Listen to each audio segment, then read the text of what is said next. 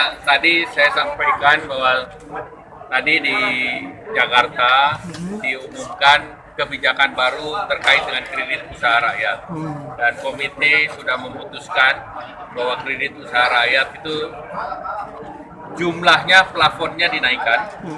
Dari tahun ini 140 triliun dinaikkan menjadi 36%, menjadi 190 triliun. Kemudian plafon untuk kredit mikro dari 25 juta dinaikkan menjadi 50 juta. Dan kemudian tingkat suku bunganya diturunkan dari 7% menjadi 6%. KUR ini akan didorong yang berbasis sektoral. Jadi sektor perikanan, sektor kelautan, sektor perdagangan, sektor produktif, di mana tadi diputuskan bahwa KUR ini 60% untuk sektor produktif. Nah, termasuk juga untuk pariwisata.